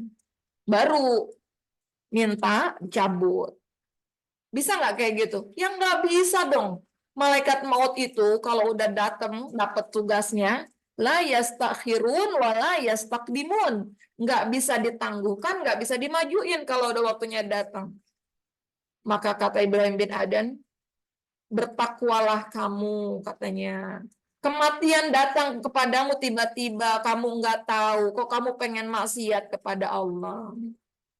Apalagi yang terakhir, ketika nanti kamu terus bermaksiat, kalau udah datang hari kiamat ya, kamu masih melakukan maksiat itu, datang kiamat, malaikat penjaga neraka menarikmu, udah nggak usah ikut, jangan mau ikut ke neraka. Bagaimana bisa? Nggak mungkin aku berlari. Sementara malaikat itu selalu mengikuti perintahnya Allah Subhanahu wa Ta'ala. Nggak bisa aku berlari dari incarannya malaikat. Malaikat nggak pernah bisa untuk bermaksiat kepada Allah. Maka kata Ibrahim bin Adhan, bertakwalah kamu Bagaimana mungkin kamu bermaksiat sementara seluruh alam ini adalah miliknya Allah Subhanahu wa Ta'ala. Maka inilah isyarat kita. Alhamdulillahi Rabbil Alamin. Bukan hanya kita mensyukuri semua kebaikan-kebaikan yang Allah sampaikan kepada kita, tetapi kita mengaitkan seluruh alam itu adalah milik Allah. Seluruh alam, penjuru, sampai bahkan akhirat nanti itu berada dalam kekuasaannya Allah Subhanahu wa Ta'ala. Ini kalau saya lanjutkan kiranya mungkin nggak cukup. Kita buka ruang diskusi aja ibu-ibu. Nanti kita buka part 2. Bagaimana Bu Mimi? Ar-Rahmanir-Rahim sampai nanti ghairil maghdubi alaihim waladhdallin. Insyaallah semoga Allah berikan keluangan. Kita baru bahas 3 dari ta'awudz, basmalah, alhamdulillah. Insyaallah semoga dari 3 ayat ini bisa masuk ke dalam relung hati kita. Ketika kita baca menimbulkan karakter kuat dalam diri kita, insya Allah, sehingga kita menjadi muslim mukmin yang tangguh melalui suratul Fatihah. Insya Allah, selanjutnya saya serahkan kepada host, siapa yang menggantikan, Bu Mimi atau masih tetap pegang? Saya Ustazah masih. Pegang host atau pegang setir? Udah nyampe rumah saja. Baik, jazakumullah khairan Ustazah atas pendampingan Ustazah hari ini, Masya Allah, meskipun beliau baru saja mengisi ya di Masjid Imanuddin, mengisi offline ya Ustazah? Hybrid, tadi offline dan online juga. Oh, Masya Di sini Allah. ada yang ikut kok, Bu Lydia juga ikut ya, yang online ya. Iya, Mu Fitria ikut ya, Mu Fitria. Iya, saya Baik. saya ikut juga ya. Iya, banyak saya lihat Ustazah. Cuman karena kita sayang ya apa yang Ustazah sampaikan hari ini itu kan sangat diperlukan ya, dan memang kebutuhan untuk kita, dan ini adalah ayat yang dasar yang memang menjadi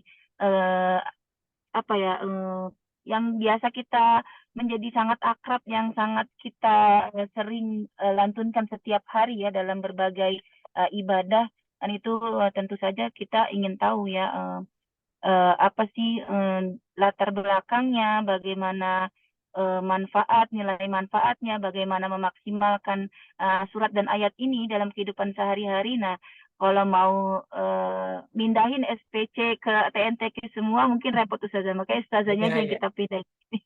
Berarti Ustazahnya dipindahin gitu ya.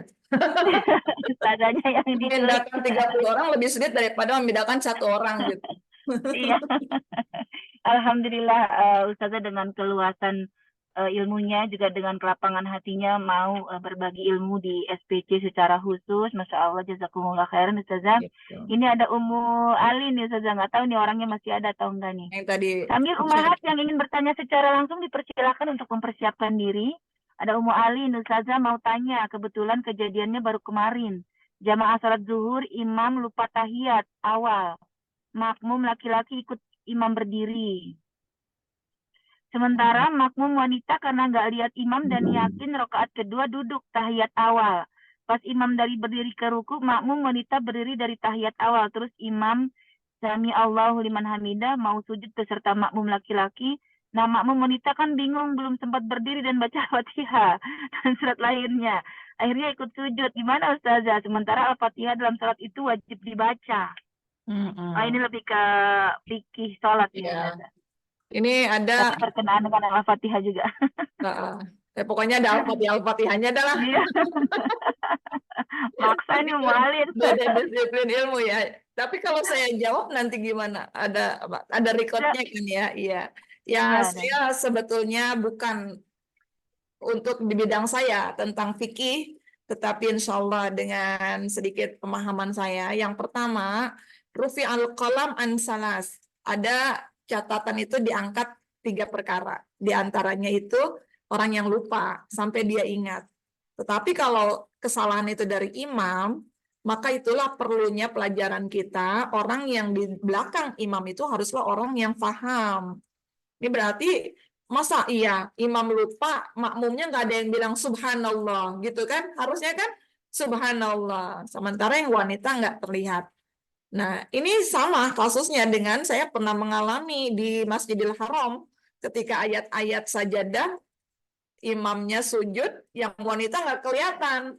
Mereka langsung ruku, padahal itu sujud sahwi, lanjut lagi imamnya gitu. Terus gimana sholatnya lanjut? Lanjut sholat, berpindah niat.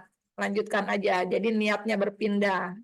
Dari berjamaah menjadi sholat munfarid gitu. Adapun kesalahan-kesalahan yang sebelumnya, itu menjadi tanggung jawab imam. Begitu, bukan berarti kita nggak sah sholatnya.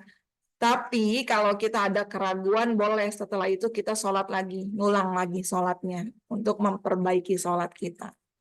Begitu ya, insya Allah. Baik, Boleh ditanyakan lagi ke ulama fikih yang mengajarkan ilmu fikih. Baik, Umahat ada ingin bertanya atau mendiskusikan materi hari ini?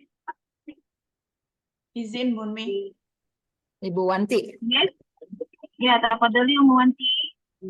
Ustazah, ini kaitannya dengan Allah itu maha pengasih lagi maha penyayang. Tadi disampaikan Ustazah bahwa Allah itu akan mendatangkan rahmatnya sebelum murkanya dan membuka pintu taubat seluas-luasnya gitu Ustazah. Ini saya tuh penasaran banget dengan kaitannya dengan orang yang memutuskan dirinya untuk mengakhiri hidupnya. Itu kaitannya dengan Allah maha pengasih lagi maha penyayang itu gimana ya Ustazah? Kalau Allah menghendaki memang jalan kematiannya orang tersebut seperti itu bisa disebut sebagai takdir atau memang kesalahan dari manusianya sendiri Ustazah? Itu gimana ya Ustazah? Iya. Jadi Rasulullah menyampaikan man asya ala syai' mata ala syai'. Siapa yang hidupnya terbiasa melakukan sesuatu, dia akan dimatikan dalam keadaan sesuatu itu, gitu ya. Kematian itu pasti datangnya, tapi cara menghadapi kematian itu kita kenal takdir itu ada takdir yang mubrom, ada yang muqayyad. Mubrom itu yang sudah menjadi otoritasnya Allah, nggak bisa ditawar-tawar. Kita lahir jadi perempuan gitu kan, nggak bisa milih. Pengen jadi lelaki ganti kelamin nggak boleh. Kita terlahir dari seorang ibu fulana, bapaknya fulan, juga kita nggak bisa pilih. Itu yang sudah menjadi otoritasnya Allah. Tapi kalau yang muqayyad itu kita bisa pilih. Dan apa-apa pilihan kita pun itu sesungguhnya sudah dituliskan di Lauhil Mahfuz. Jadi kalau saya memahami itu sepertinya titik-titik-titik yang kita sambungkan aja. Mau pilih yang mana, ujung-ujungnya endingnya itu akhirat gitu kan. Nah itu ada takdir yang kita pilih. Yaitu diantaranya pengennya matinya, pengen sekarang pintar apa bodoh. Ibu-ibu kan memilih untuk pintar, duduk di kajian. Pilihan. Jangan bilang, saya mau udah ditakdirkan bodoh lah, ngapain ngaji, nggak bisa-bisa.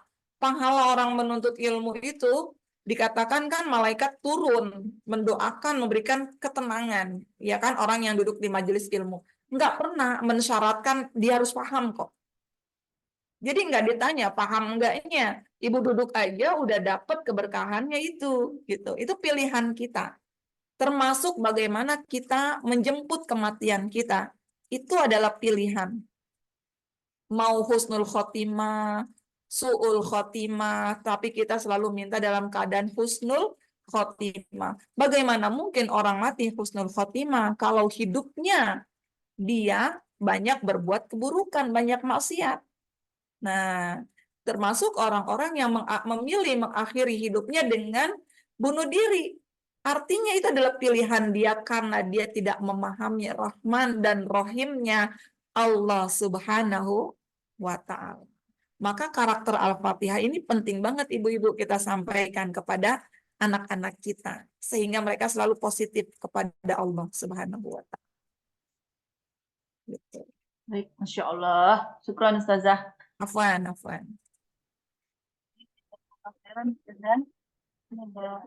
Murani waktu itu. Murani, gak mau nanya sendiri langsung. Lagi on cam kok. Ayo langsung aja. Ibu siapa? Iya. Yani. Waalaikumsalam Ustazah. Alhamdulillah. Salam. Sehat.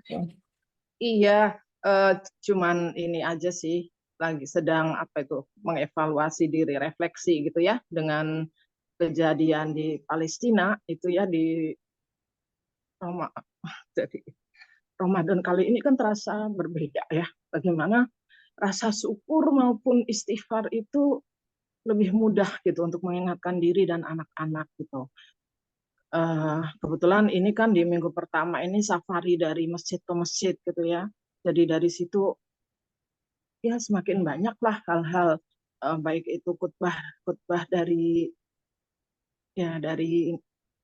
ustadz, dan ini ada salah satu syekh kemarin di Masjid Sunda Kelapa itu jadi imam dan doanya panjang sekali untuk Palestina gitu ya, yang sampai menguras air mata. Cuman terbersit pertanyaan, apakah untuk bersyukur itu harus selalu ada pembanding gitu Ustazah?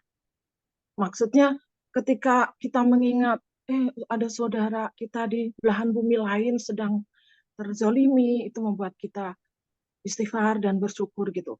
Atau itu satu hal yang trigger gitu ya. Gimana Ustazah? Allah hadirkan kejadian-kejadian di sekitar kita itu yang disebut tadi merkorelasikan Rabbul Alamin. Dari seluruh alam ini itu adalah Allah. Termasuk kejadian yang terjadi pada saudara kita di Palestina. Itu pun bagian dari rekayasa Allah. Pasti ada hikmahnya. Di antaranya apa? Terenyuh hati seorang Burani, terenyuh, lebih bersyukur. Mereka merasakan pahit, tapi ada kebaikan buat kita, kaum muslimin lainnya. Betul? Inilah kita yang selalu memaknai setiap keburukan, penindasan, pasti ada kebaikan buat kita semuanya. Bukan hanya buat kita, tapi buat kaum orang-orang muslim di Palestina juga. Nggak mungkin Allah berikan mereka kejadian yang seperti itu saat ini, kecuali Allah sudah menguatkan mereka melalui Al-Quran. Kalau kita di Indonesia mungkin nggak kuat, Bu, kayak begitu. Kita mungkin udah pindah, ninggalin negeri ini, diintimidasi, tapi mereka mempertahankan negeri mereka. Karena apa? Al-Quran. Fa'inna ma'al usri yusra. Nah, itu dia Rabbul Alamin yang dimaksud pertanyaannya. Makasih nih, ini contoh. Seorang mukmin harus punya karakter Rabbul Alamin. Dia berkorelasikan semua yang terjadi di alam ini dengan keberadaan Allah Subhanahu wa Ta'ala. Kuncinya Ar-Rahmanir Rahim. Positif. Selalu positif. Ada apa-apa ngelihat, ya Allah kok dia begini banget ya, kasihan. Kita jadi bersyukur. Bahkan kadang syukur kita memang selalu muncul ketika kita melihat yang di bawah kita. Tapi kalau kita ngeliatnya ke atas terus tuh, kalau di Belanda enak loh begini, kita nggak bersyukur tinggal di Indonesia gitu kan. Kalau di luar negeri begini, kita nggak bersyukur gitu. Masya Allah. Ya seperti itu kita doakan. Semoga doa kita itu juga menjadi bagian dari pertolongan kita untuk wujud kita, kepedulian kita kepada saudara kita di Palestina. Amin ya Rabbal Alamin. Adakah yang lain? Ada yang ingin bertanya, Ummahat? Masih ada waktu sekitar 12 menit lagi.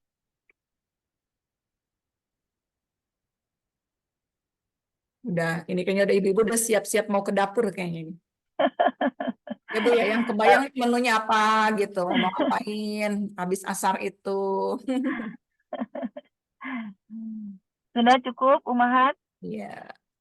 Ya boleh dicukupkan dulu ya, kita bulan puasa Baik. mungkin bisa lebih Baik, cepat Ustazah. ya, ada kebijaksanaan untuk Baik. bisa ibu-ibu di dapur lebih ini lagi lapang. Baik, jazakumullah khairan, Ustazah, karena saya juga Di jalan. lagi di jalan jadi nggak bisa mikir. Mohon Iya. maaf nih, Ustazah. Agenda setiap kami saya harus ke Jakarta dan begini kondisinya. Kalau pulang cepet ya begini, kalau pulang lama ya berarti Gitu. saya harus stay di kantor. Baik, Insya Allah. jazakumullah khairan Ustazah. Alhamdulillah Allah kasih takdir kita untuk belajar lebih cepat ya dengan beliau. Karena memang melihat flyer yang beliau share di status itu bikin saya tuh jadi, aduh ini bagus nih kalau dibawa ke SPC gitu ya. Alhamdulillah Allah menakdirkan lebih cepat. Kita bisa lebih banyak belajar di Ramadan awal ini. Semoga ini menjadi landasan kita untuk lebih baik dalam ibadah, kita lebih memaksimalkan potensi terbaik kita dari apa yang Ustazah sampaikan dari bagaimana surat Al-Fatihah yang bisa kita maksimalkan dalam kehidupan sehari-hari, dan semoga ini menjadi amal soleh untuk kita semua. Tahun ini menjadi tahun terbaik kita dalam persembahan terbaik kita beribadah kepada Allah. lahir batin, jiwa raga kita, apapun kita persembahkan untuk Allah, untuk kebaikan akhirat kita semua. Amin amin ya rabbal alamin. Jazakumullah khairan Ustazah atas pendampingan hari ini. Mohon maaf atas keterbatasan saya sebagai MC. Juga jazakumullah khairan kepada Ummahat atas keistiqomahannya dalam belajar. SPC hanya 3 kali Ustazah. Mungkin yang Rabu itu kita belajar Islam mulai dari dasar, ya, itu runut sekali materinya itu di waktu subuh 1,5 jam. Kemudian Senin, setiap hari Senin kita tahsin, itu pilihan sifatnya, dan yang hari Rabu juga pilihan sifatnya tidak diwajibkan, karena itu juga terbuka untuk umum, dan yang wajib memang hanya hari Kamis ini saja, dan itu menjadi pilihan bagi para jamaah untuk mau ikut atau tidak, itu kembali ke kebutuhan masing-masing ya, karena kita individu yang dewasa, yang matang, yang insya Allah juga bisa memilih kebutuhan apa yang bisa kita cari untuk bekalan kita selama di dunia dan untuk kebaikannya sampai ke akhirat. Terima kasih Ustazah. Kita tutup hari ini, materi hari ini dengan membaca hamdalah. Alhamdulillahirabbil alamin. Kita beristighfar 3 kali. Astagfirullah wa atubu ilaih, astagfirullah wa atubu ilaih, astagfirullah wa atubu ilaih. Juga doa kafaratul majlis. Subhanaka Allahumma wa bihamdika asyhadu an la ilaha illa anta astaghfiruka wa atubu ilaih. Yang benar datangnya dari Allah, yang salah dari Mimi pribadi. Mimi mohon ampun kepada Allah, juga mohon maaf kepada Ustazah dan teman-teman semua. Billahi taufiq wal hidayah wa ridho wal inayah. Wassalamualaikum warahmatullahi wabarakatuh. Waalaikumsalam warahmatullahi wabarakatuh.